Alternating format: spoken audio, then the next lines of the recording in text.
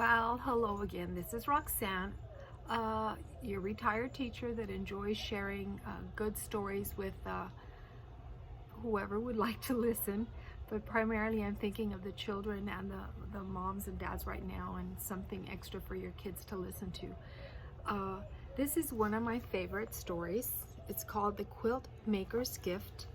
It's by Jeff Brumbeau and by Gail de Marcken.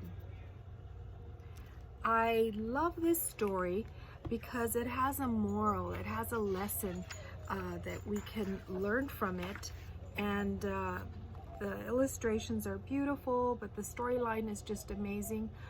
Before or as you're reading the story, I ask that you spend time with your children and ask them who the main character is and what are some of his character traits at the beginning of the story.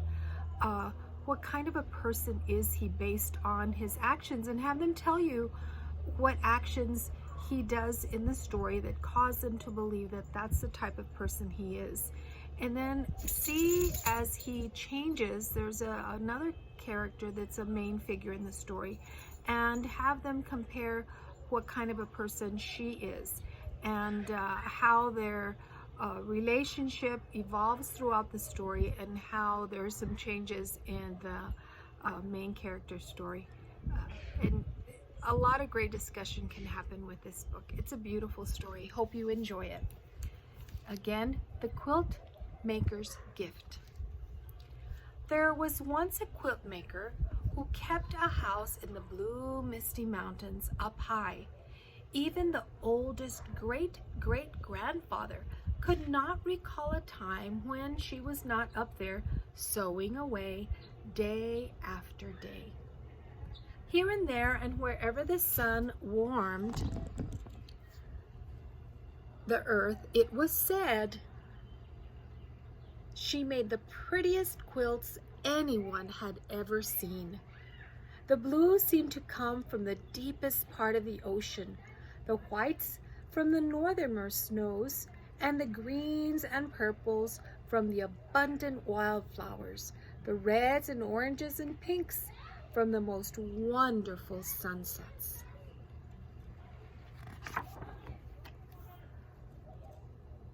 Some said there was magic in her fingers. Some whispered that her needles and cloth were gifts of the bewitched, and still others said the quilts really fell to earth from the shoulders of passing angels. Many people climbed her mountain, pockets bursting with gold, hoping to buy one of the wonderful quilts, but the woman would not sell them. "I give my quilts to those who are poor or homeless," she told all who knocked on her door. "They are not for the rich."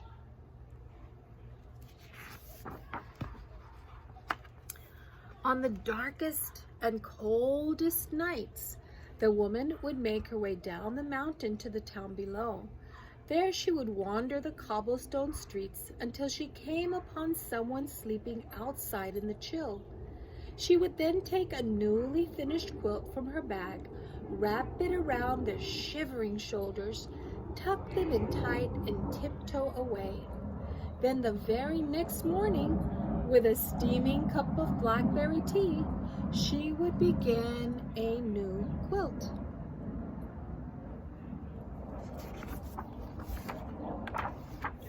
Now, at this time, there also lived a powerful and greedy king who liked nothing better than to receive presents. The hundreds of thousands of beautiful gifts he got for Christmas and his birthday were never enough. So a law was passed that the king would celebrate his birthday twice a year. When that still wasn't enough, he ordered his soldiers to search the kingdom for those few people who had not yet given him a gift. Over the years, the king had come to own most all of the prettiest things in the world, throughout the castle, from top to bottom, in drawers and on shelves, in boxes and trunks and closets and sacks. all the king's countless things were stashed.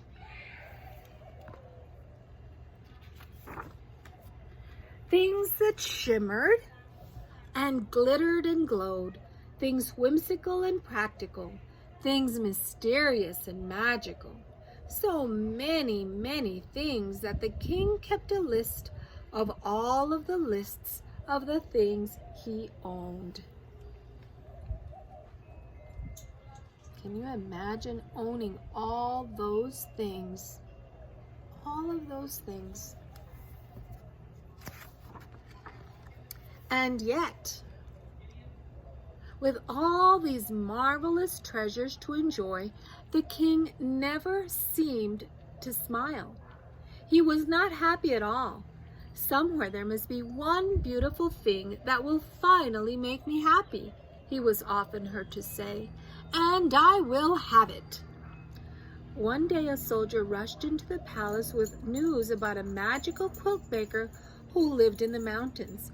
The king stamped his foot. And how is it that this person has never given me one of her quilts as a gift? He demanded. She only makes them for the poor, your majesty, the soldier replied, and she will not sell them for any amount of money. Well, we shall see about that, the king roared. Bring me a horse and 1,000 soldiers, and they set off in search of the quilt maker.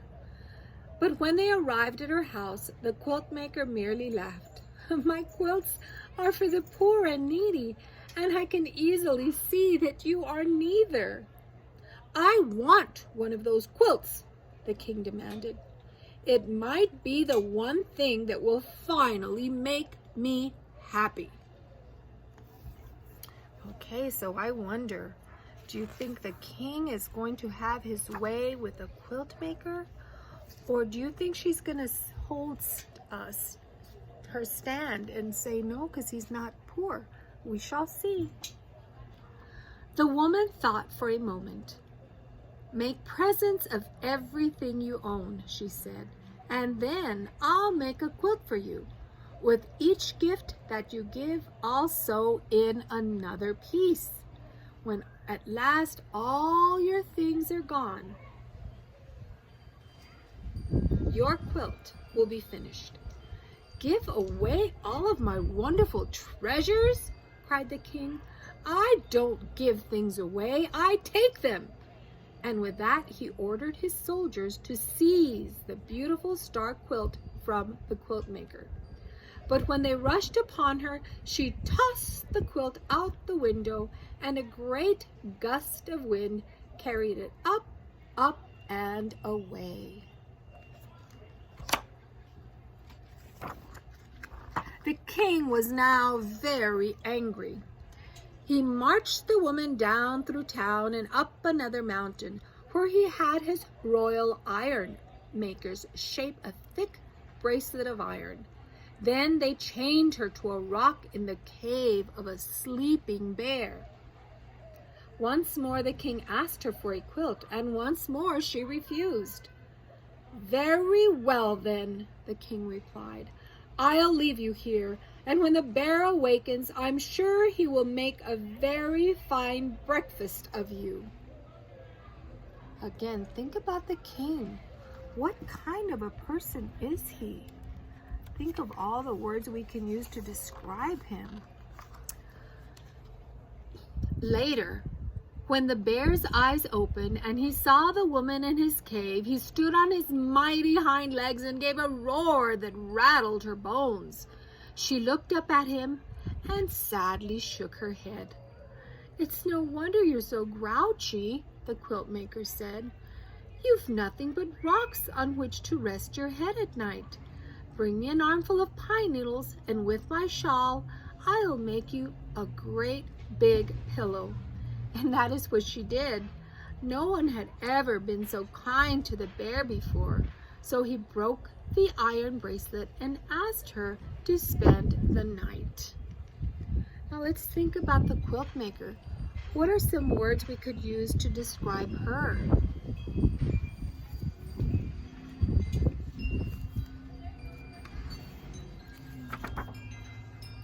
Now, although the king was very good at being greedy, he was very bad at being mean. All that night he could not sleep for thinking about the poor woman in the cave. Oh my, what have I done? What have I done? He wailed. So he woke up his soldiers, and they all marched in their pajamas up to the cave and to save her. But when they arrived, the king found the quilt maker and the bear having a breakfast of berries and honey. What a surprise.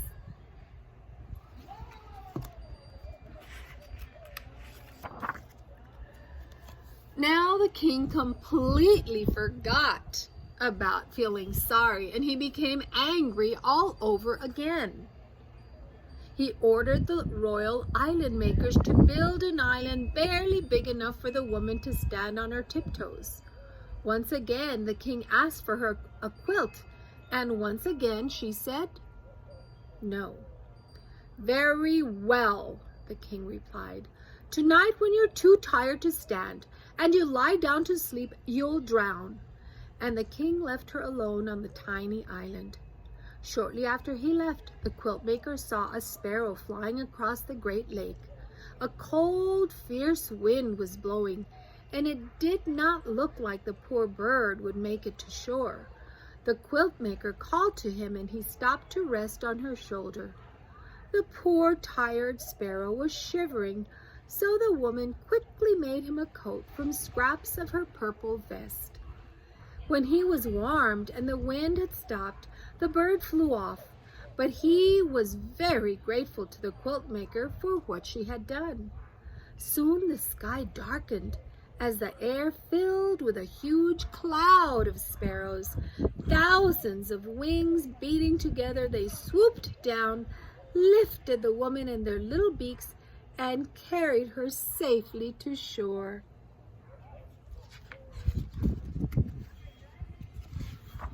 The birds were quite grateful. Again that night, the king could not sleep for thinking about the woman alone on the island. Oh my, what have I done? He moaned.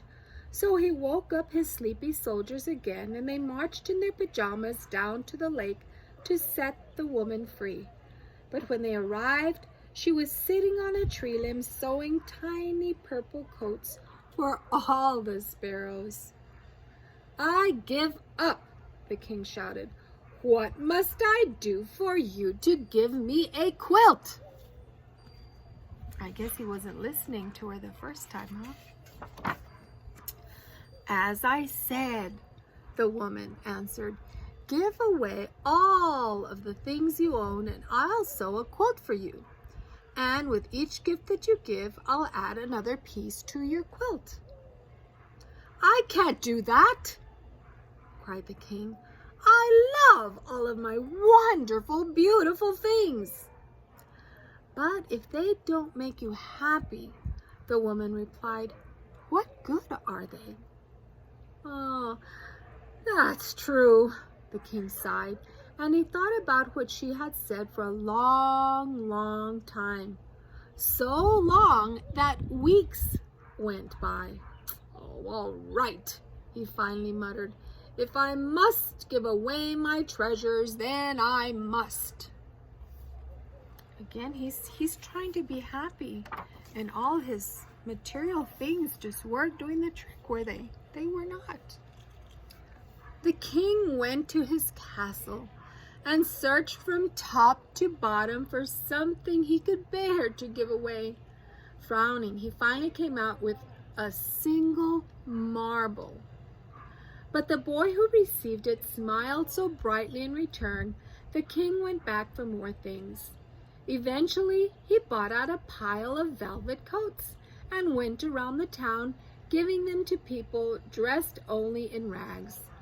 All were so pleased that they marched up and down the street in a grand parade. Still, the king did not smile.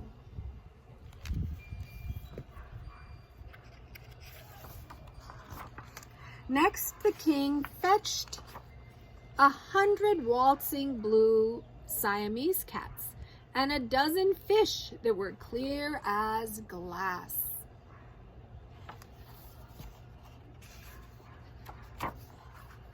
Then the king ordered his merry-go-round with the real horses to be brought out. Children cried with delight and cartwheeled around him, and just the smallest of smiles began to show on the king's face. I had a hard time finding him, but there he is.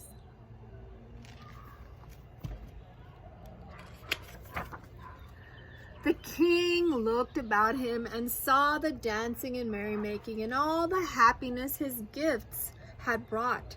A child took hold of his hand and pulled him into the dance. Now the king really smiled and even laughed out loud. "How can this be?" he cried. "How can I feel so happy about giving my things away? Bring everything out. Bring it all out at once." Meanwhile, the quilt maker had kept her word and started making a special quilt for the king. With each piece that he gave, she added another piece to his quilt. So the king kept on giving and giving. When at last there was no one left in town who had not received something, the king decided to go out into the world and find others who might be in need of his gifts. But before he left, the king promised the quilt maker he would send a sparrow back to her each and every time he gave something away. Morning, noon, and night, the wagons rolled out of town, each piled high with the king's wonderful things. And for years and years, messenger sparrows flew to the quilt maker's windowsill as the king slowly emptied his wagons, trading his treasures for smiles all around the world. So I'm hoping you've noticed how the king has been changing. Here are more pictures of all of the wonderful treasures and all of the different places he traveled to share his treasures. On and on the quilt maker worked, and piece by piece the king's quilt grew more and more beautiful. Finally, one day a weary sparrow flew into her window and perched on her needle. She knew then and there that it was the last messenger, so she put a final stitch in the quilt and started down the mountain in search of the king.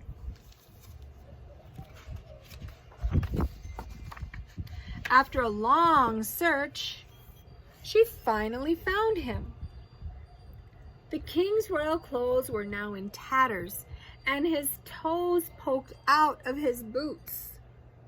Yet his eyes glittered with joy, and his laugh was wonderful and thunderous.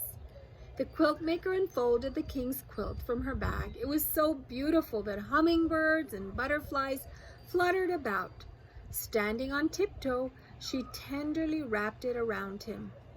"What's this?" cried the king. "As I promised you long ago," the woman said. "When the day came that you yourself were poor, only then would I give you a quilt." The king's great sunny laugh made green apples fall and flowers turn his way. "But I'm not poor," he said. "I may look poor, but in truth my heart is full to bursting, filled with memories of all the happiness I've given and received. I'm the richest man I know." "Nevertheless," the quilt maker said, "I made this quilt just for you."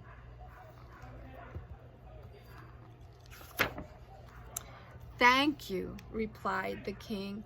"I'll take it, but only if you'll accept a gift from me.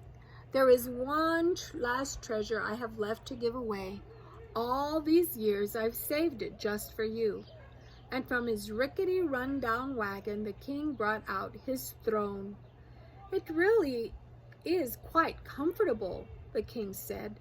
and just the thing for long days of sewing. From that day on, the king often came to the quilt maker's house in the clouds.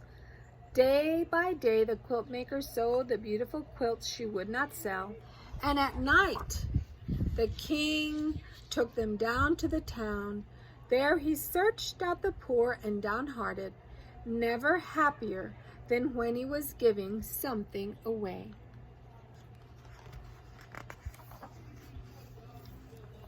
And I hope you enjoyed the story, and I hope you have time to talk to your little one or your older one and find out how the character changed. And I love this story because and I would share it with my students, because I think that oftentimes we think that material things are going to make us happy, but really, as I know we've learned now through our quarantine, it's all about relationships. It's all about people. It's all about spending time together. So hope you enjoy it. Have a great rest of your day and be safe.